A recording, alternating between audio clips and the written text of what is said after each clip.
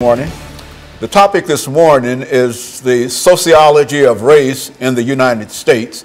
And we're fortunate to have with us to talk about the sociology of race in the United States an eminent sociologist from Tennessee State University, Dr. EKSanford. And of course, Dr. Sanford has been with us on a number of occasions, and each time he brings us excellent information. And Dr. Sanford, let me welcome you to the show this morning, and to tell you how delighted we are to have you here this morning to deal with this topic of the sociology of race. Now, it might sound strange to talk about the sociology of race, but I felt that as a sociologist, you have all the information, academic information, and et cetera, so that we could sort of build the show around this kind of information. And I think that that will be quite informative in reference to what we're trying to do here. But before we get into that, let's have you to give audience some information in reference to your background, your education, and your experiences. I know you've been here on many occasions, and they've said it before, you've said it before, but there might be one person out there that might not know about you, that we feel that it's important for that person to know about you. So give us some information in reference to your background, your education, and your experiences. Well, thank you so much. And as you said, I am a professor of sociology at Tennessee State University. I guess I'll start from my latest all the way up to the present. I did my postdoc at the Pennsylvania State University in Penn State, and there I dealt with the elderly, intergenerational family studies, and inequalities that exist within the elderly population of the United States. Prior to that, I was at Howard University in Washington, D.C., where I did my doctorate degree on the homeless elderly. Again, looking at race differences as well as homelessness within the United States. But while there, I had some unique experiences at working with the national headquarters of the American Red Cross in HIV/AIDS education. We were the groundbreaking organization that started the whole issue of outreach for HIV/AIDS that was funded by the Centers for Disease Control and the United States Congress. Also, while there, I worked with the D.C. Superior Court.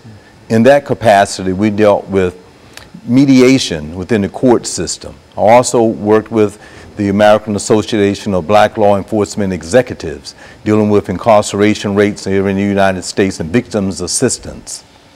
But I did my undergraduate degree at North Carolina Central University, as well as some studies at UNC in Chapel Hill and at the Institute for Social Research at the University of Michigan. Cool. And then one of my specialty areas in this particular has been in race and ethnic relations, in medical sociology. And while at Howard University, they had an excellent program in Africana Studies and African American Studies, looking at a diaspora type of issue. And I did an external minor while working on a doctorate degree in that, which I think is very relevant for today's topic on looking at the sociology of race in America and how it has persisted from an earlier time to the present.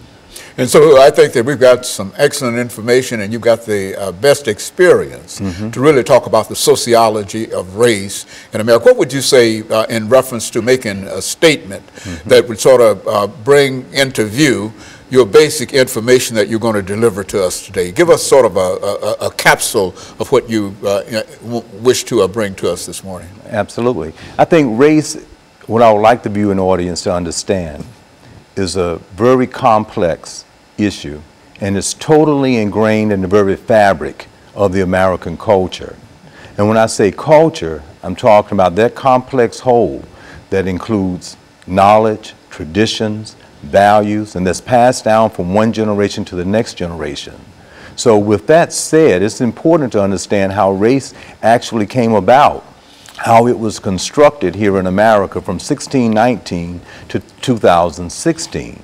So I would like at the very outset to understand the complexity of it, because sometimes it gets so ingrained that we become so commonplace, and it becomes something that we just think that is just everybody know about it. Everybody knows about it. Like a language, for an example. We were born in America, so we learned to speak the English language. And as a result of that, we were born in America, and with certain cultural traits that exist, those things are learned as well. So I think that's the point of departure of our discussion today, and to try to understand the complexity of it, because presently in 2016, we have an issue of people feeling that, well, that was back then and this is now. So I'm hoping today's discussion will bring us to bear on how we need to define it, understand some of the key terms that are very important in understanding race and racism in America, because you have to understand something before you can then understand how it's present. Very good. And if that understanding is misled or not understood, then we have a tendency to have a generality about it. Very good. We're going to take a first commercial break, and we'll be back with our audience following this very, very short commercial break.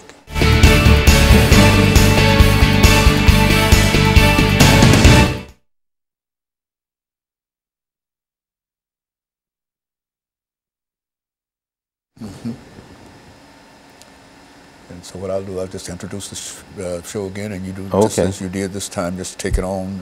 Okay. And I'm over here, you know. All right. And I'm trying not to put any information, Oh, yeah, that's all right. in your audio, and but I'm over here. You just see me moving. Oh, I understand. Shaking my head, whatever, you know.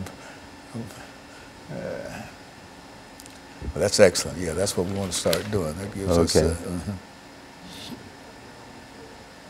And I'll just introduce the show again, and then turn it over to you.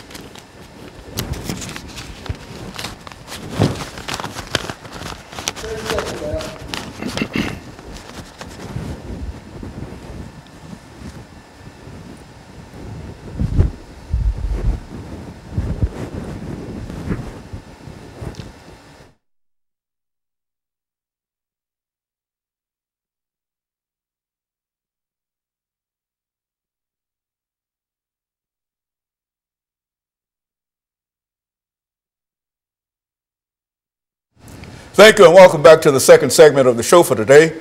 We're talking to Dr. EKSanford from Tennessee State University, who's giving us some sociological information in reference to race in the United States.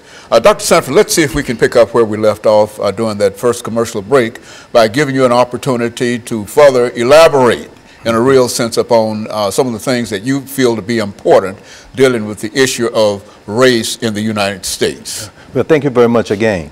Dr. Higginbotham suggests that race is fundamentally a part of social structures here within the United States. In the last segment, I mentioned about the complexity of race because it is so ingrained in the fabric from 1619 to 2016. So what does that theoretical framework mean by fundamentally a part of social structures?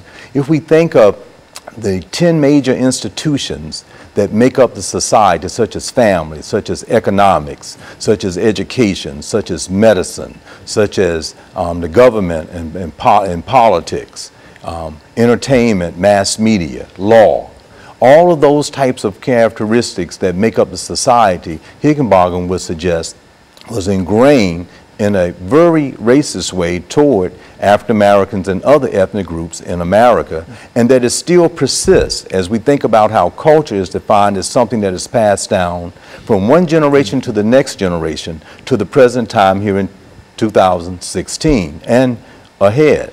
Now, Alex de Tocqueville, a great French philosopher, came to America maybe 150 years or so after 1619. And what he found as he was traveling in horse and buggy throughout the South, these people of African descent that were enslaved. And as he looked at the very foundations of society, he said there's no way America could ever reach a democracy. Why? Because it was founded on slavery. So therefore, when we think in terms of it being so ingrained in our society, in order for us to make improvements on it, we must just understand that that's how this particular country and society was founded. Now, many people listening would say there's plenty of evidence that race relations has changed, and they're absolutely correct. You and I can remember when school segregation was very prevalent here in the United States. Some people might be able to look at a little age difference between us, but I was in a segregated type of a situation through the 8th grade. Many of the viewing audience might remember that. So the segregation took place, so we can see how there were certain improvements. We can look back at 244 years of enslavement in 1861 to 1865 with the Civil War, and after it ended, there was the Emancipation Proclamation. So 13th Amendment freed the slaves, the 14th Amendment, they gave a citizenship right, and the 15th Amendment gave the right to vote. Now, when we talk about Higginbotham's piece on it being so ingrained in the fabric, we're talking about 1866, and Dr. Martin Luther King Jr. in 1865 was making the comment that people still do not have the fundamental right to vote in America. That's 100 years after the voting rights was given to slaves that were freed. So that's that notion of that. So we can see other possible improvements in race relations in America. The segregation is mentioned. We can see that we can drive any place from the East Coast to the West Coast, and if you want to get a place to live public accommodations are certainly free. You can speak and do anything that you want to, go into any store that you want to. We can even go as far as say now we actually have an African American president, and we can see representative on the Supreme Court since that's such a topical issue.